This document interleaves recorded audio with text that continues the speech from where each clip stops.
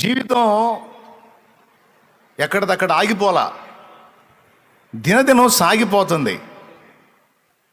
రోజులు గడిచిపోతున్నాయి, కాలం ఖర్చయిపోతుంది. ఎక్కడో ఆరంభమైన మన మజిలీ, మన ప్రారంభం నడిచి నడిచి నడిచి అనేక మజిలీలు దాటి ఇప్పుడున్న ఘట్టంలో మరో మజిలీకి వచ్చింది. అయితే కొంతమంది మైండ్ సెట్ ఎట్లుంటుందంటే గతంలోనే కూర్చుండిపోతారు. అప్పుడు అలా చేయకుండా ఉండాల్సింది, అప్పుడు ఆ నిర్ణయం చేయకుండా ఉండాల్సింది, అసలు అప్పుడు ఆ తప్పు చేయకుండా ఉండాల్సింది, అప్పుడు అలా ప్రవర్తించకుండా ఉండాల్సింది. పొరపాటు నిర్ణయం, పొరపాటు పనులు, పొరపాటు ఆలోచనలు, పొరపాటు క్రియలు, నా కర్మ ఇలా గాలింది అని అప్పుడు అలాగా, అప్పుడు ఇలాగా, అప్పుడు అలాగా అనుకుంటూ అప్పుడులో బతుకుతాడు.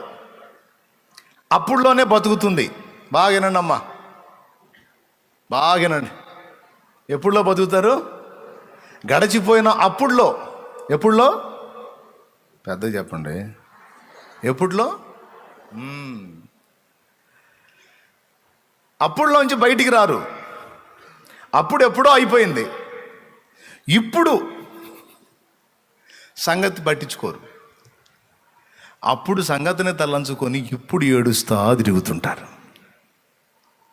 నా పాయింట్ ఏంటంటే, మంచి అడుగు వేసావో చెడ్డ అడుగు వేసావో గతం గతహ.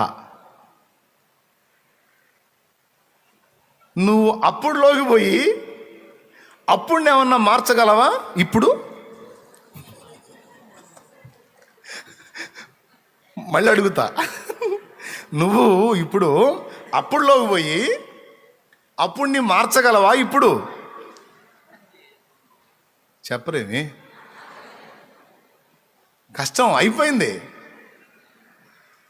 ఉంటే చెప్పండి, దమ్మేమన్నా ఉందా? అప్పుడులోకి పోయి మార్చగలిగే దమ్మేమన్నా ఉందా? సో నువ్వు గడిచిపోయినటువంటి జీవితంలోనికి, గడిచిపోయినటువంటి పరిస్థితుల్లోనికి తిరిగి వెళ్ళి వాటిని మళ్ళా బ్యాలెన్స్ చేసి చక్కదిద్దుకోగలిగినటువంటి పరిస్థితి నీకు అసంభవం. అదేదో సినిమాల్లో జరిగిద్ది, సినిమాల్లో అభూత కల్పనల్లో జరిగిద్ది, కానీ వాస్తవిక జీవితంలో జరగదు. ఇప్పుడు నేను కొంత చదివి ఆపేశాను, అది అప్పుడు అయిపోయింది. మళ్ళా నేను అప్పుడులోకి పోయి ఆ మిగిలిన చదువు అంతా పూర్తి చేసేదా? ఇప్పుడు ఇంకేం చదువుతారు అయ్యా, అయిపోయే. మీలో కొంతమంది పొరపాటున పెళ్లి చేసుకున్నారు. దేవునికి స్తోత్రం. అనుకోలేదా? అబద్ధాలు ఆడకుండా చెప్పడం అనుకోలేదా? అతను టార్చర్ చేసిన ప్రతిసారి ఏమనుకున్నావు? నా కర్మగాలి దరిద్రుడిని చేసుకున్నాను, నేను కోరి కోరి కోరి కోరి చేసుకున్నాను, ఇంట్లో పీడించి పీడించి చేసుకునేది సైతానుడిని అనుకోలేదా? ఇప్పుడు నువ్వు అప్పుడులో పోయి కొంతమంది ఏమంటారు తెలుసా? అంటే ఏమని అంటే, ఈ దరిద్రుని చేసుకున్నానంటే మరొకరిని చేసుకోవాలనే అనే దానికి కూడా సంధి ఇవ్వకుండా కొంతమంది, ఇంత దరిద్రం ఉంటుందని నాకు తెలిసినట్టయితే పెళ్ళే చేసుకునేదాన్ని కాదు, అసలు పెళ్ళే చేసుకునేవాడిని కాదు అంటుంటారు కదా. ఇప్పుడు అప్పట్లోకి పోయి, ఏది నీ పెళ్ళికి ముందున్న జీవితంలోకి పోయి పెళ్లి చేసుకోకుండా సమర్పణలోకి వస్తావా? కుదిరిద్దా? అరే నాయన, ఇంకెక్కడ అప్పుడు పెళ్ళి అయిపోయే, పిల్లలు పుట్టే, పెద్దోళ్ళు అయ్యే, వాళ్ళు కూడా తన్నబోతుండే. ఓరే నాయన, ఇంకెక్కడ మారేది? జీవితమే అయిపోయి.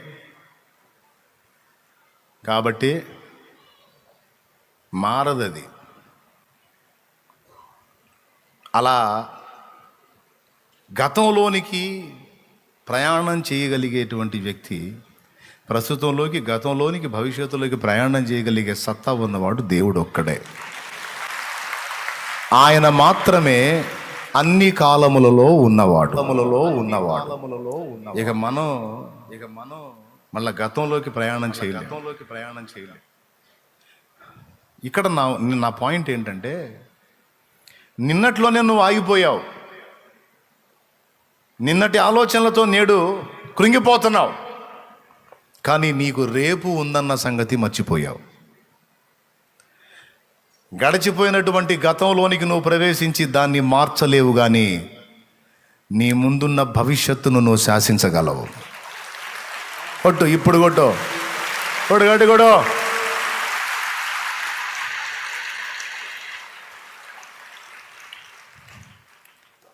మంచి జరిగిందో చెడ్డ జరిగిందో, తెలిసి జరిగిందో తెలియక జరిగిందో, తెలివిలో జరిగిందో తెలివి తక్కువయ్యే జరిగిందో, గతం గతః. పాత అధ్యాయాలు అయిపోయినాయి, తీసేయి. ఇప్పుడు క్రొత్త అధ్యాయాన్ని మొదలు పెట్టడానికి దేవుడు నీకు ఇంకా అవకాశం ఇచ్చే ఉన్నాడు. అది సేవకుడి దగ్గర నుంచి, విశ్వాస దగ్గర నుంచి, పరిచారకుడి దగ్గర నుంచి అందరికీ వర్తిస్తుంది. సాతాను నిన్ను నిన్నలలోనే ఉంచాడు. సాతాను నిన్ను నిన్నలలోనే అంటే నిన్నలోనే, అప్పట్లోనే ఉంచాడు. ఇప్పుడు సంగతిని ఆలోచించని ఎట్లా, రేపటి సంగతిని గురించి నువ్వు పథక రచన చేసుకోకుండా అప్పటి కాలపు దిగుళ్లతో నిన్ను కృంగదీసి ఇప్పటికీ సగం పేషెంట్ని చేశాడు. గడిచిపోయిన వాటన్నిటిని గుర్తు చేసుకొని కృంగిపోయి, కుమిలిపోయి, నీరసించి, నిరుత్సాహపడి, ఓహో నాయన కదిలిస్తే చాలు ఇక గతంలోకి డింగమని వెళ్ళిపోతారు కొంతమంది. వెళ్ళిపోయి ఇక కంటికి కడవడి ఏడుస్తూ ఉంటారు.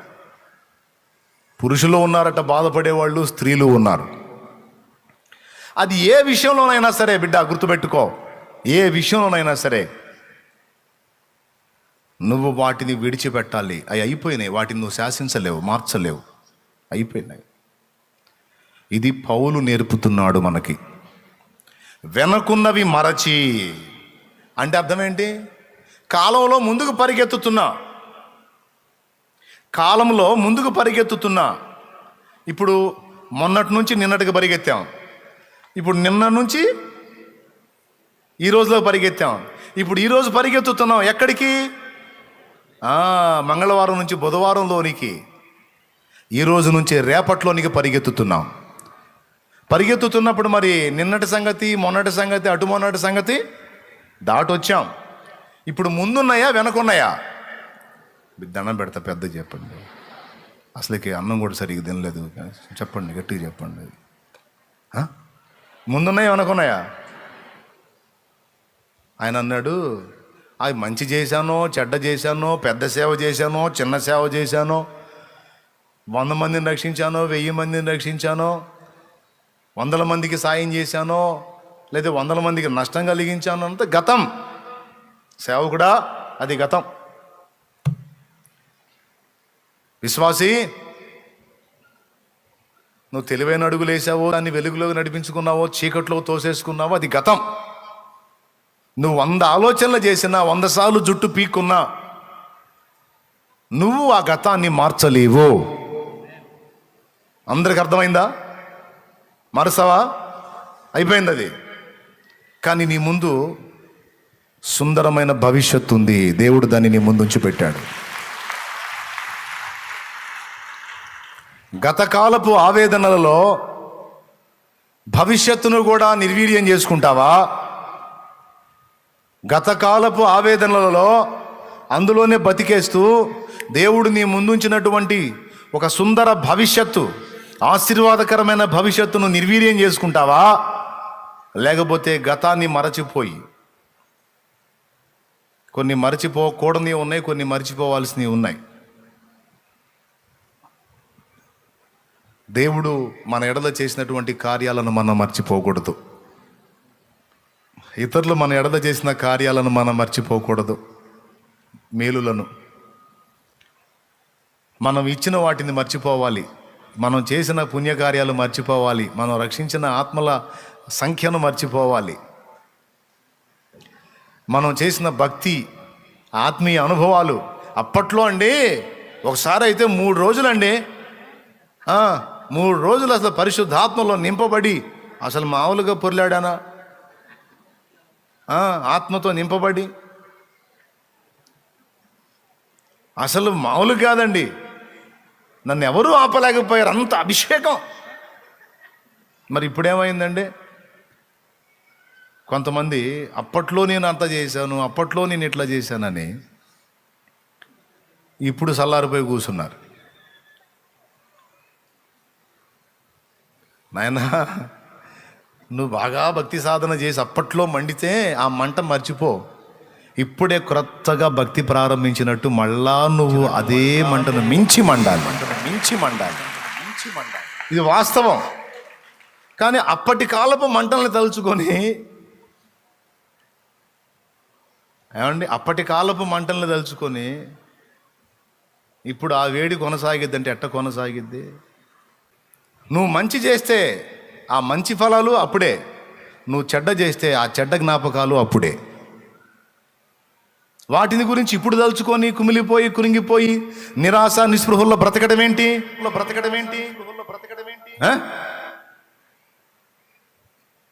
ఇప్పుడు నువ్వు నడుం కట్టినా నీ భవిష్యత్తు కోసం దేవుడు నిన్ను దీవిస్తాడు.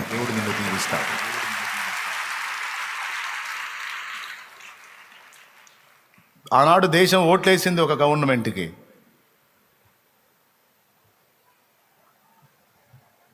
కొంతమంది గెలిపించిన తర్వాత అబ్బా అనవసరంగా ఓటేసాం, అనవసరం 5 ఏళ్ళు అదే గడుపుతారు.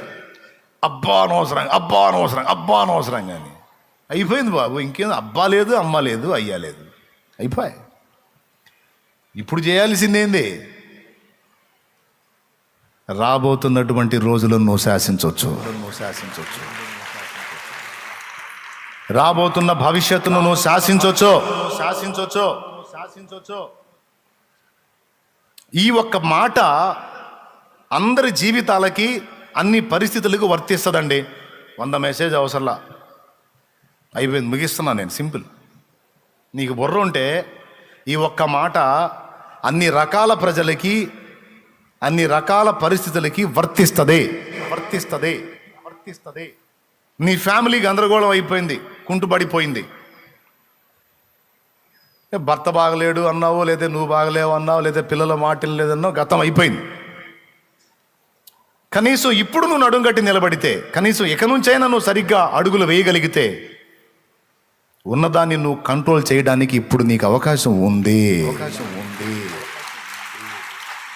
ఆ పొరపాట్లను దిద్దుకోవడానికి ఇప్పటికీ ఛాన్స్ ఉంది. ఫ్యామిలీ గురించి చెప్తున్నా. ఫ్యామిలీ,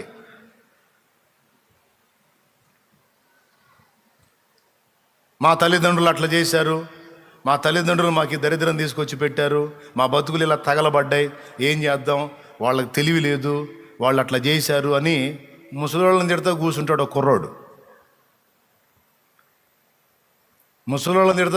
కుర్రోడు. ఒరే కుర్రోడా, సరేరా, వాళ్ళకి చదువు లేదు, జ్ఞానం లేదు, తెలివి లేదు, ఏదో అయిపోయారు, మంచో చెడోదో తలకాయ నొప్పి చేశారు అనుకో. ఒరే యవనస్తుడా, ఒరే కుర్రోడా, మరి ఇప్పుడు నువ్వు లైన్లో ఉన్నావు కదరా, అమ్మా నాన్న సాధించలేదు, నువ్వు సాధించురా. వాళ్ళు నిలబెట్టలేని నువ్వు నిలబెట్టి ఇటు కుటుంబానికి, సమాజానికి ఆదర్శంగా నిలువునానా. కానీ చాలామంది యవనస్తులు తల్లిదండ్రుల గతంలోకి, తమ గతంలోనికి చూస్తూ అప్పుడు అలా చేయకుండా ఉంటే ఇప్పుడు ఈ పరిస్థితి వచ్చేది కాదు నాన్న, అప్పుడు అలా చేసి ఉండకపోతే మాకు ఈ గతి వచ్చేది కాదు, వదిలేయి, అయిపోయింది అది. అలా అని నువ్వు నిరాశపడటం, నీ వారిని నిరాశపరచడం తప్ప నువ్వు అనాల్సిన మాట ఏంటో తెలుసా? గతం గతః. ఆనాడు మీకు చదువు లేదు, విద్య లేదు, వివేకం లేదు, సో ఏదో తేడా పడ్డారు. ఇప్పుడు నేను నడుం కడతా, నేను నిలబడతా, నాకు సపోర్ట్ చేయండి. అదే రా ముందుకి. నీ కుటుంబానికి నువ్వు దీపంగా మారు, నీ కుటుంబానికి వెలుగు నీవు, సమాజానికి ఆదర్శంగా నిలబడు. ఏమంటావు? ఎంతమందికి అర్థమైంది నా ఎల్లారా? యవనస్తులారా,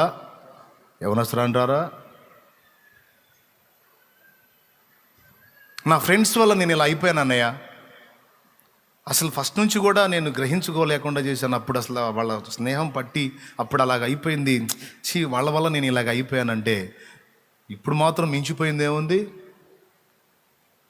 ఒకప్పుడు నువ్వు వాళ్ళ దగ్గరికి వెళ్ళావు, వాళ్ళ ఎఫెక్ట్ నీ మీద పడింది. ఇప్పుడు నువ్వు దేవుణ్ణి కలుసుకున్నావు, ఈ దేవుని ప్రభావంతో నింపబడి నువ్వు రూపాంతరం చెందిన వ్యక్తివై నీ ఎఫెక్ట్ వాళ్ళ మీద పడేటట్టు చెయ్యి. ఇప్పుడు చెయ్యి.